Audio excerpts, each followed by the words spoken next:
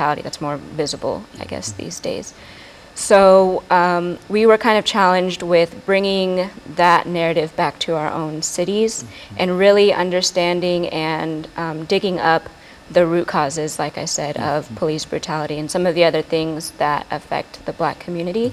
And so we were just wanting to be conscious of the things that lead up to cases of murdering unarmed youth and or adults.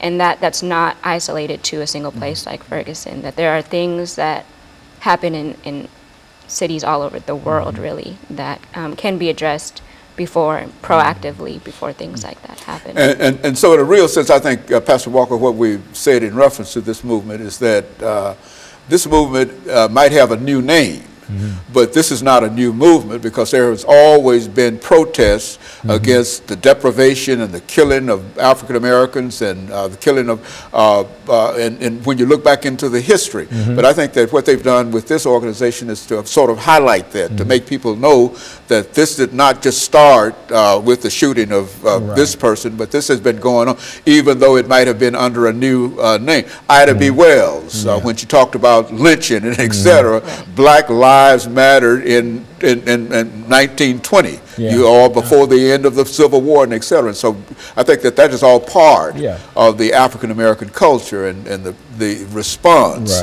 to African Americans in this society. Is that what we're saying? Yeah, because kind of, like you said, it's been in existence for forever. You can say, you know, you can take this thing all the way back to slavery, and proving right there that Black lives really didn't matter in terms of it as being a life. It mattered in terms of being a more of a commodity or a means to an end. But you know, when of course when slavery was abolished and everything like that, then there was actually really no further use for the Black man, especially in America, because they were no longer needed to produce the financial resources and the things that was necessary to keep this country flowing in various areas. So the lives didn't really matter. So it's been going on for years, but when you got the advent of social media to begin to, you know, the internet and social media, it makes everything seem to be a little smaller, brings the world closer together, and then you're able to see something in Nashville, Tennessee. You're able to sit in Nashville, Tennessee, and to visualize something that's taking place in Chicago and Miami and other places and all around the world as far as that goes. But, you know, so you come up now, it's like, okay, all of these things are happening, especially to the African-American male, and it's happening to such a degree as like their lives has no meaning. It doesn't matter.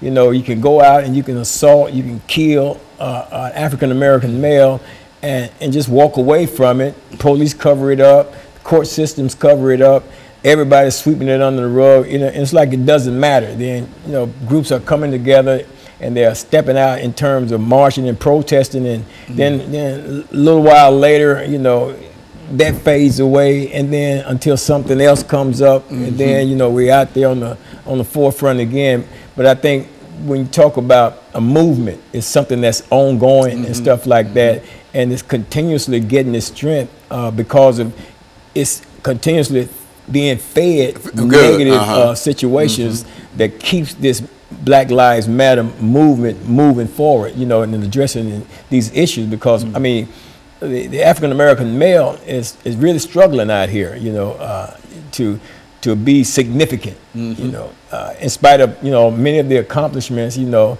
that we've made as a people. You know, it's still yet situations that go on.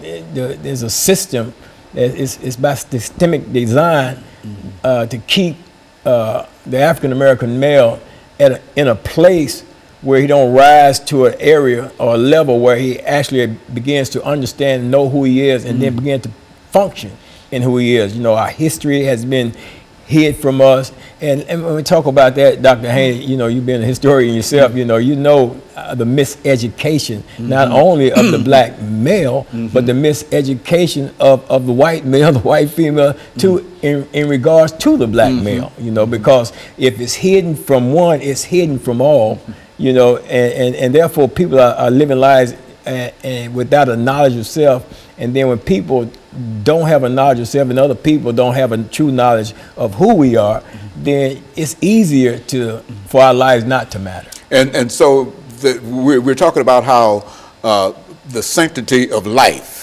among African American males in a real sense, because I think when you look back into history, as you've already indicated, you see that the lynchings, the burnings, and all of those things that were happening in reference to it, they might not be as pronounced now, but in a real sense, they still do occur, you see. And I think that Ms. Gilliard and others who are involved in this Black Lives Matter movement are serving a real purpose in terms of keeping many of these things in front of us and making us aware that this didn't start just today, but it started a long time ago, but it's still going on today. Absolutely. And so I think that, and so what we'll do, we'll take this second commercial break, and then we'll come back and we'll end the show. We'll be back with our audience following this very, very short commercial break.